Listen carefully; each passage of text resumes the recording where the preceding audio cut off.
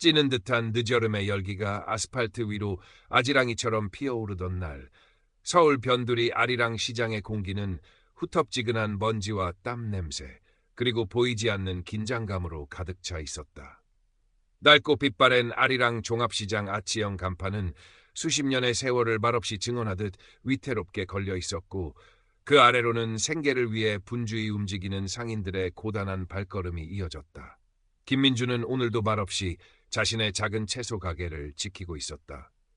30 초반의 그는 보통 키에 다부진 체격이었지만 그의 눈빛 깊은 곳에는 좀처럼 가시지 않는 그늘이 드리워져 있었다. 몇 해 전 정당한 권리를 요구하며 참여했던 시위 현장에서 그는 경찰의 무자비한 폭력 앞에 무력하게 쓰러졌고, 그날의 기억은 깊은 트라우마로 남아 그의 삶을 짓눌렀다.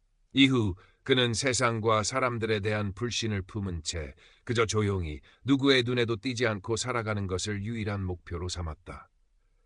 그의 거칠어진 손은 묵묵히 채소를 다듬었지만 마음 한구석은 늘 싸늘하게 비어 있었다. 시장 안쪽 좁은 골목길을 따라 조금 더 들어가면 향긋한 커피 내음과 함께 아기자기한 수공예품들이 시선을 사로잡는 선영 공방이 자리 잡고 있었다. 주인 박선영은 20 후반의 젊은 여성이었다. 단정하고 깔끔한 인상의 작은 체구였지만 그녀의 야무진 손끝에서 피어나는 다채로운 작품들처럼 그녀의 내면에는 강단 있고 섬세한 감성이 공존했다. 그녀는 어린 시절 경찰의 부당하고 강압적인 수사로 인해 아버지가 억울하게 옥살이를 하다 병을 얻어 돌아가신 아픈 기억을 가슴에 묻고 살았다. 그 기억은 그녀에게 경찰 권력에 대한 뿌리 깊은 불신과 함께 짓밟힌 정의에 대한 남다른 갈망을 심어주었다. 그럼에도 불구하고 그녀는 겉으로는 늘 밝고 긍정적인 모습을 잃지 않으려 애썼고, 공방은 그녀에게 슬픔을 잊고 꿈을 키워나가는 작은 성역이었다. 아리랑 시장의 평화로운 풍경 뒤에는 썩은 과일처럼 달콤한 부패의 냄새를 풍기는 어두운 그림자가 드리워져 있었다. 시장을 관할하는 종남경찰서 생활안전과 황동철 반장.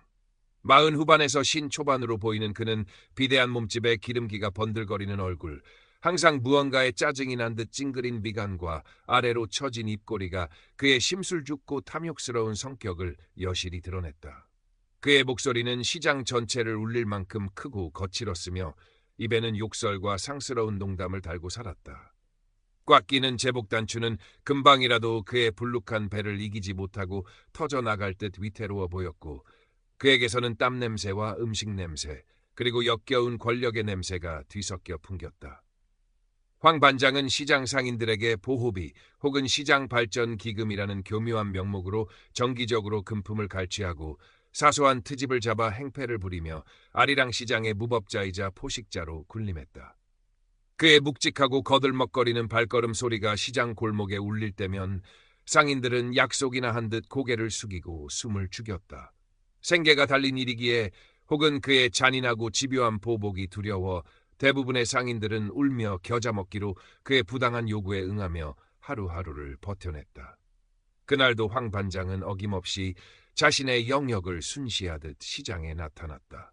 추석 대목을 앞두고 평소보다 더 큰 액수의 떡값을 챙기려는 속셈이었다.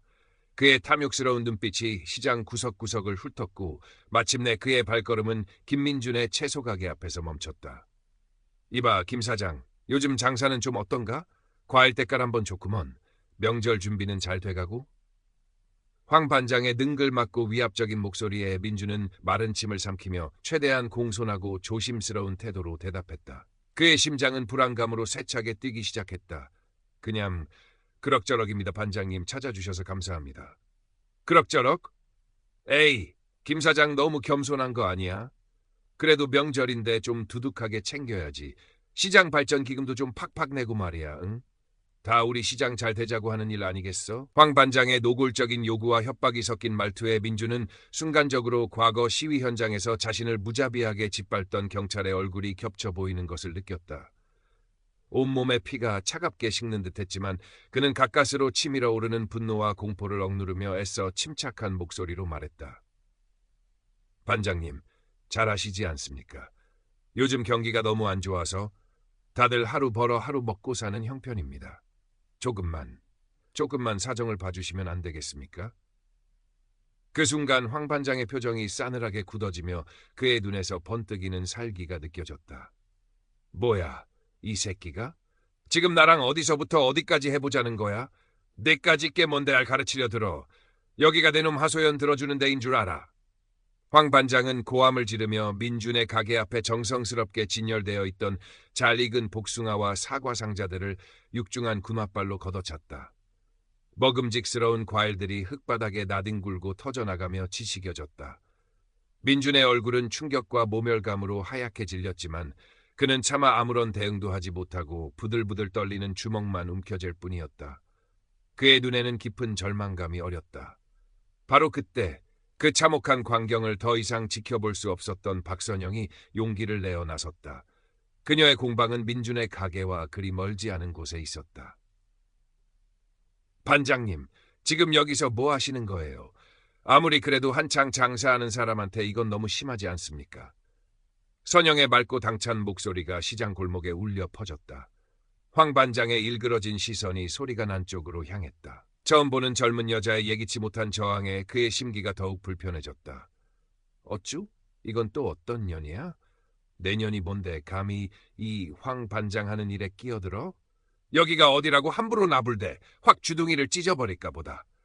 황 반장은 선영의 공방으로 성큼성큼 다가가더니 그녀가 애지중지하며 손수 디자인하고 색칠한 예쁜 나무 간판을 발로 걷어찼다. 쨍그랑! 하는 날카로운 소리와 함께 간판이 부서져 바닥에 떨어졌다. 선영의 얼굴이 분노와 모멸감으로 새빨갛게 달아올랐다. 아버지의 억울한 죽음 이후 그녀는 다시 한번 공권력의 폭력 앞에 무력하게 던져진 기분이었다. 당신, 정말 경찰 맞아요? 어떻게 시민한테 이런 짓을, 이건 명백한 폭력이고 재물 손괴예요. 경찰 맞으니까 이 정도로 끝나는 줄 알아, 이 쌍년아. 더 맞기 싫으면 그 잘난 주둥이 닥치고 썩 꺼져.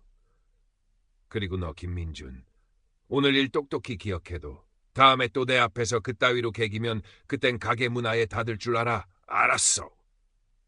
황 반장은 마지막으로 두 사람을 번갈아 경멸 어린 눈빛으로 쏘아보며 바닥에 더러운 침을 뱉고는 마치 승전한 장군처럼 거들먹거리며 사라졌다. 그의 육중한 뒷모습은 시장 골목의 어둠 속으로 사라졌지만 그가 남긴 공포와 분노의 그림자는 더욱 짙게 드리워졌다. 흙바닥에 처참하게 널브러진 과일들, 산산조각 간판의 잔해들, 그리고 그보다 더 깊고 아프게 패인 마음의 상처. 민준과 선영은 망연자실한 표정으로 한동안 그 자리에 못 박힌 듯 서 있었다.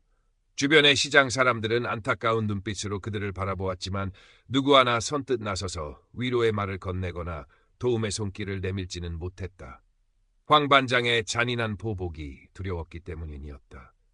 그날 민준과 선영의 가슴에는 지울 수 없는 분노와 함께 이대로는 더 이상 살아갈 수 없다는 절박하고도 처절한 어떤 감정이 화산처럼 끓어오르기 시작했다. 그것은 어쩌면 아주 작은, 그러나 결코 꺼지지 않을 저항의 불씨였을지도 모른다.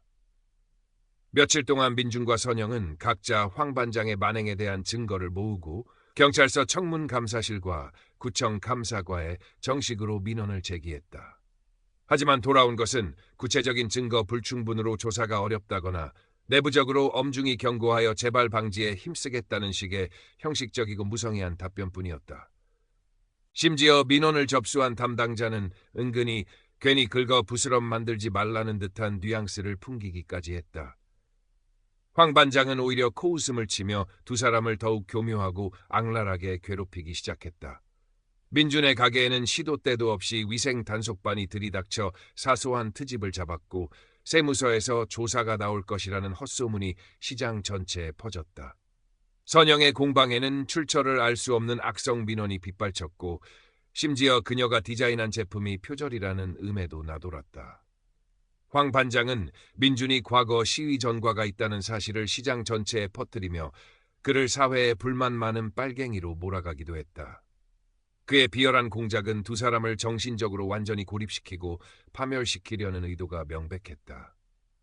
절망감이 뼛속까지 스며들 무렵 우연히 시장 한 구석, 허름하지만 정겨운 포장마차에서 마주친 민준과 선영은 처음으로 서로에게 속마음을 털어놓았다. 쓴 소주잔이 몇 순배 돌자 두 사람은 황 반장의 부당한 횡포와 시스템의 무력함, 그리고 가슴 깊이 묻어두었던 각자의 아픔과 분노를 토해냈다. 민주는 과거 시위 현장에서 겪던 공포와 그로 인해 모든 것을 체념하고 살아왔던 자신의 비겁함을 자책했고, 선영은 아버지의 억울한 죽음과 그 이후 홀로 감당해야 했던 슬픔과 고독을 이야기하며 눈시울을 붉혔다. 서로의 상처를 공유하면서 그들은 묘한 동질감과 함께 어떤 연대감을 느끼기 시작했다. 그리고 그 자리에서 이대로 당하고만 있을 수는 없다. 우리가 직접 나서서 저 괴물을, 저 악마를 끌어내리자는 처절하고도 비장한 공감대 속에 처음으로 서로의 손을 굳게 맞잡았다. 그들의 눈빛에는 이전에는 볼 수 없었던 두려움보다 더 큰 결의와 도끼가 서려 있었다. 그날 밤부터 두 사람의 은밀하고도 위험한 공조가 시작되었다. 그들의 첫 번째 목표는 황 반장의 수많은 비리를 입증할 결정적인 증거를 수집하는 것이었다. 민주는 과거 시위 경험과 시장 구석구석을 잘 아는 지리적 이점을 활용하여 황 반장의 동선을 파악하고 그의 일거수일투족을 감시하기 시작했다. 선영은 특유의 섬세함과 치밀함으로 증거 수집 계획을 세우고 필요한 장비, 소형 녹음기, 초소형 카메라 등을 구했다. 그들은 황 반장이 상인들에게 금품을 갈취하는 현장, 유흥업소에서 향응을 받는 모습, 심지어 다른 경찰 간부들과 부정한 거래를 하는 정황 등을 포착하기 위해 밤낮 없이 뛰어다녔다. 하지만 황 반장은 뱀처럼 교활했고 그의 주변에는 항상 그의 눈과 귀 역할을 하는 정보원들이 거미줄처럼 널려 있었다. 증거 수집은 생각처럼 쉽지 않았고 몇 번이나 발각될 뻔한 아슬아슬한 위기를 넘겨야 했다. 때로는 절망감에 모든 것을 포기하고 싶었지만 서로의 존재가 힘이 되어 다시 일어설 수 있었다. 그러던 중 한 줄기 빛과 같은 희망이 찾아왔다. 시장 입구에서 수십 년간 국밥집을 운영해온 최 씨 할머니였다. 그녀는 평소 황 반장의 횡포에 가장 많이 시달리면서도 자식들 걱정에 묵묵히 모든 것을 참고 견뎌왔던 인물이었다. 어느 날 밤 최 씨 할머니는 몰래 민준과 선영을 자신의 국밥집으로 불렀다. 그리고는 떨리는 손으로 빛바랜 작은 수첩 하나를 건넸다. 그 수첩에는 할머니가 지난 몇 년간 황 반장에게 바친 상납금의 날짜와 액수, 그리고 그가 폭언을 했던 내용, 심지어 그가 다른 상인들에게 저질렀던 악행들을 목격한 내용까지 날짜별로 빼곡히 적혀 있었다. 젊은 사람들이 이렇게 용기를 내는데 나 같은 늙은이가 가만히 있을 수만은 없지. 이게 그 악독한 놈을 잡는데 아주 조금이라도 도움이 됐으면 좋겠네. 최 씨 할머니의 떨리는 목소리에는 수십 년간 억눌려왔던 한과 함께 두 젊은이에 대한 간절한 기대와 미안함이 뒤섞여 있었다. 민준과 선영은 할머니의 주름진 손을 잡고 뜨거운 눈물을 흘렸다. 그것은 절망의 늪에서 건져 올린 작지만 소중한 희망의 증거였다. 최 씨 할머니의 용기는 그들에게 엄청난 힘이 되었다. 최 씨 할머니의 용기는 마치 잔잔한 호수에 던져진 작은 돌멩이처럼 다른 상인들에게도 조금씩 파문을 일으키기 시작했다. 처음에는 방관하거나 두려움에 떨던 상인들 중 몇몇이 익명으로나마 황 반장의 비리에 대한 구체적인 제보를 하기 시작했다. 황 반장이 지난달에 시장 근처 오늘날 유흥업소 사장한테 단속을 무마해주는 대가로 거액의 금품을 받았다더라. 자엡스 건물의 불법 용도 변경을 눈감아주는 조건으로 정기적으로 상납을 받아왔다는 소문이 파다하다. 몇 년 전에는 자기 말을 듣지 않는 젊은 상인을 폭행하고도 오히려 피해자에게 누명을 씌워 쫓아낸 적도 있다. 등등. 제보들은 아직 단편적이고 확인되지 않은 것들이 많았지만 민준과 선영에게는 황 반장의 검은 커넥션을 파헤칠 수 있는 중요한 단서가 되었다. 그들은 제보 내용을 바탕으로 더욱 치밀하게 증거를 수집해 나갔다. 한편 지역 인터넷 언론 정의로운 소리의 젊은 기자 이수진은 우연히 아리랑 시장 상인들의 고충과 황 반장의 악행에 대한 제보를 받고 취재를 시작했다. 처음에는 흔한 지역 토착 비리 정도로 생각했지만 민준과 선영을 직접 만나 그들의 진정성 있는 이야기와 구체적인 증거들을 접하면서 사건의 심각성을 깨달았다. 그녀의 기자로서의 본능이 꿈틀거렸다. 이거 보통 일이 아닌데요? 황 반장이라는 인물, 그리고 그 뒤에 숨겨진 검은 고리들까지 제대로 한번 파헤쳐 봐야겠습니다. 이수진 기자의 합류는 민준과 선영에게 천군만마를 얻은 듯 든든한 힘이 되었다. 그녀는 자신의 모든 취재력과 인맥을 총동원하여 황 반장의 과거 비리 전력, 현재의 불법 행위들, 그리고 그와 유착된 세력들을 끈질기게 추적하기 시작했다. 증거들은 하나둘씩 모여 거대한 빙산의 일각을 드러내기 시작했고 그 실체는 상상을 초월할 만큼 추악하고 거대했다. 황 반장 역시 자신을 향한 심상치 않은 움직임을 감지하고 있었다. 그의 동물적인 감각이 연일 위험 신호를 보내고 있었다. 그는 더욱 노골적이고 폭력적인 방식으로 민준과 선영을 압박하기 시작했다. 평소 알고 지내던 조직 폭력배들을 동원하여 민준의 가게 주변을 어슬렁거리며 공포 분위기를 조성하거나 심야에 선영의 공방 출입문에 붉은 페인트로 죽고 싶지 않으면 그만둬라라는 식의 위협적인 낙서를 해놓기도 했다. 익명의 협박 전화와 문자 메시지도 밤낮 없이 이어졌다. 내 놈들 가족까지 무사할 것 같으냐? 신변에 대한 직접적인 위협은 두 사람을 극도의 공포와 스트레스에 시달리게 했지만 동시에 그들의 분노와 저항 의지를 역설적으로 더욱 강하게 만들었다.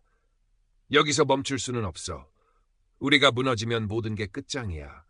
황 반장 같은 인간이 계속해서 활개치는 세상을 우리 아이들에게 물려줄 수는 없잖아.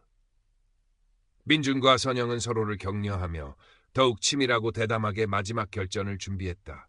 그들의 목표는 단 하나, 황동철의 완전한 몰락과 정의의 실현이었다. 그 과정이 아무리 험난하고 위험할지라도 그들은 결코 포기하지 않으리라 다짐했다. 늦가을에 스산한 바람이 아리랑 시장 골목을 휘감던 어느 날 밤, 민준과 선영, 그리고 이수진 기자는 최 씨 할머니의 국밥집 한 구석, 이제는 그들만의 아지트가 된 작은 방에 둘러앉아 마지막 작전 회의를 하고 있었다. 방 안의 공기는 팽팽한 긴장감으로 가득 차 있었지만 세 사람의 눈빛에는 결연한 의지가 빛나고 있었다. 그들의 손에는 황 반장이 시장 재개발 시공사로 선정된 대성건설로부터 거액의 뇌물을 받기로 한 날짜와 장소가 적힌 메모지가 들려 있었다.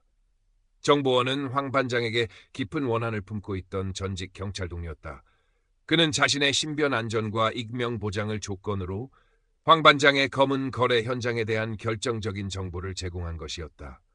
약속 장소는 시장 뒤편, 지금은 완전히 폐쇄되어 귀신이 나올 것 같은 구아리랑 극장입니다.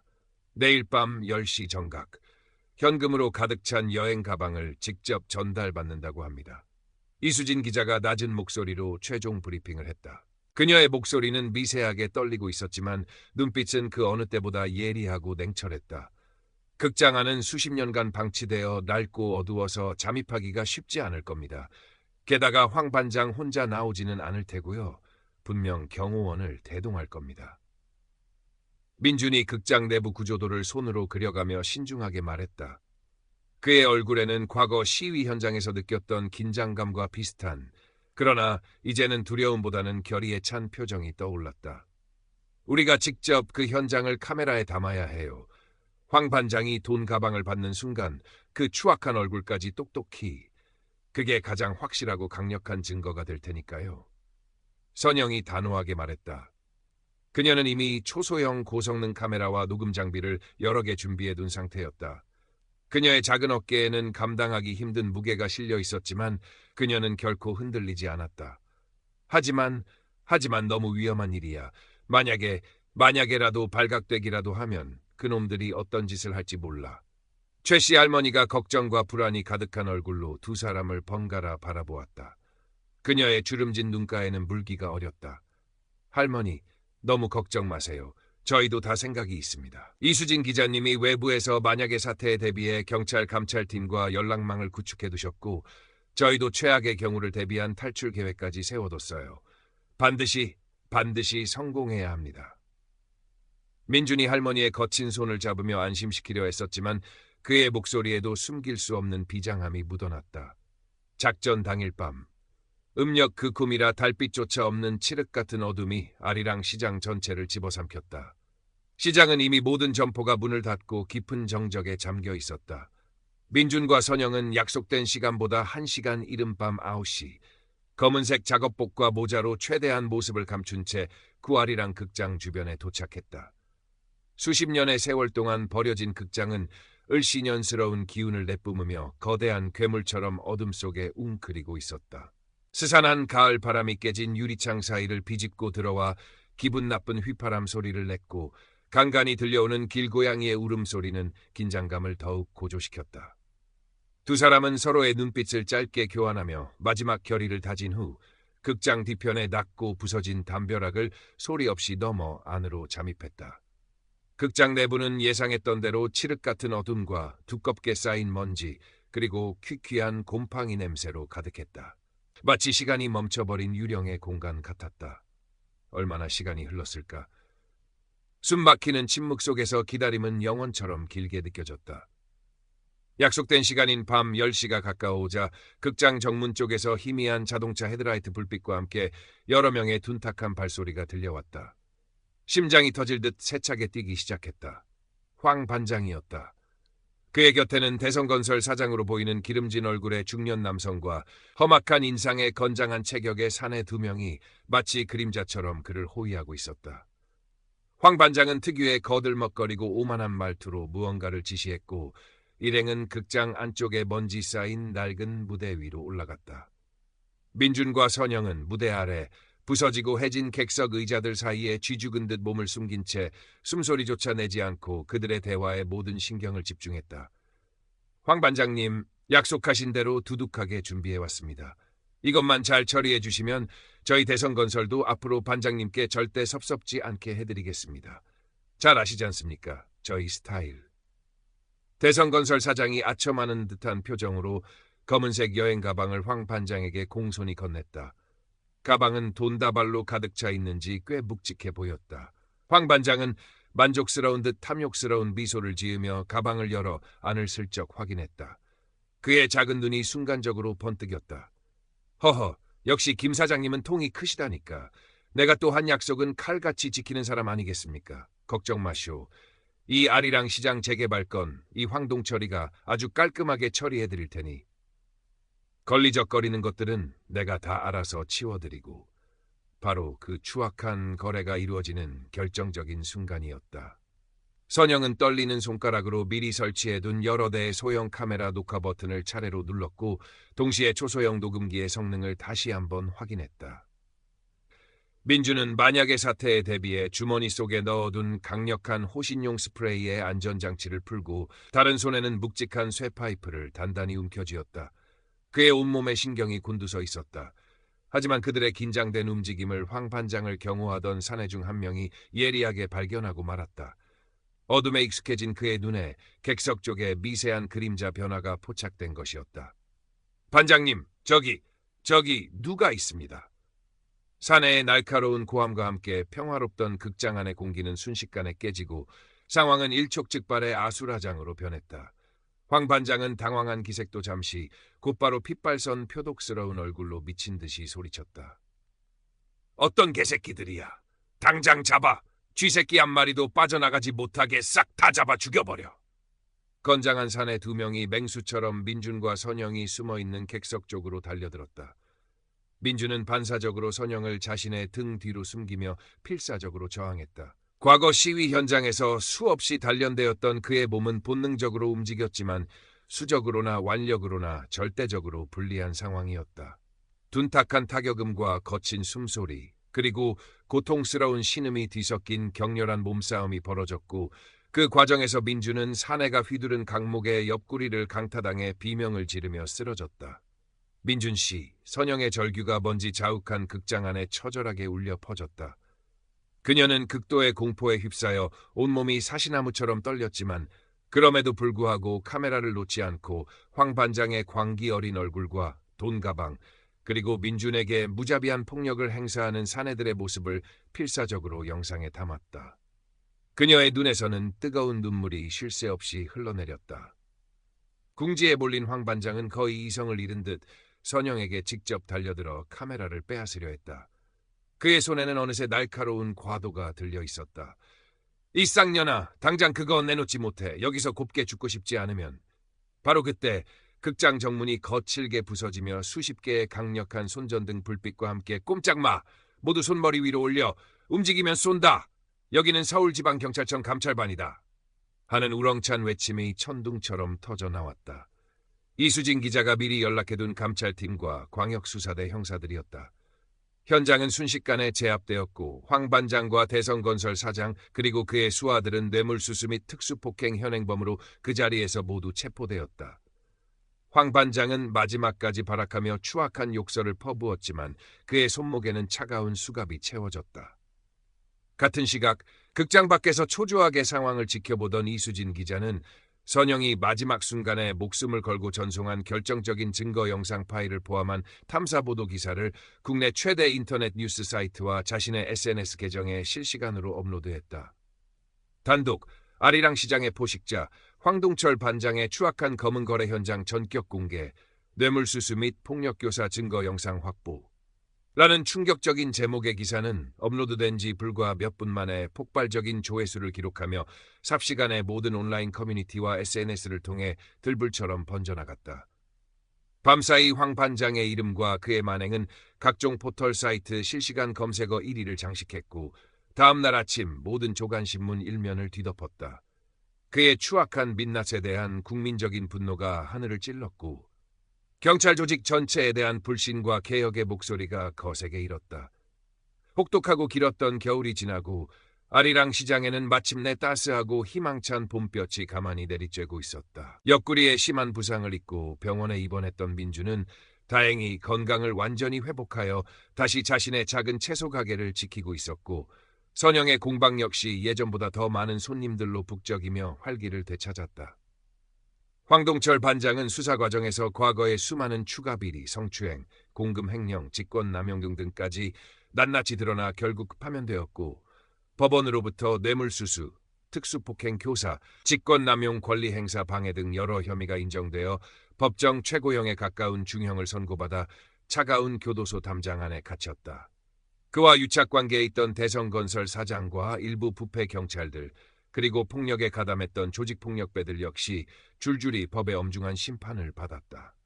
아리랑 시장 상인들은 민준과 선영의 용기와 희생에 진심으로 감사하며 그들을 시장의 작은 영웅으로 칭송했다.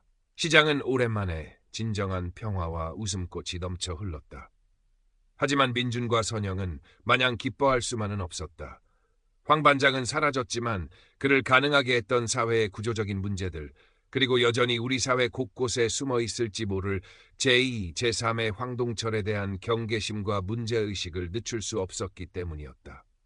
그들의 싸움은 아직 끝나지 않았음을, 어쩌면 이제부터가 진짜 시작일지도 모른다는 것을 그들은 어렴풋이 느끼고 있었다. 어느 맑고 화창한 봄날 오후, 민준과 선영은 시장 한편에 새로 걸린 아리랑 시장 상인 자치회라는 깔끔한 현판을 나란히 바라보고 있었다.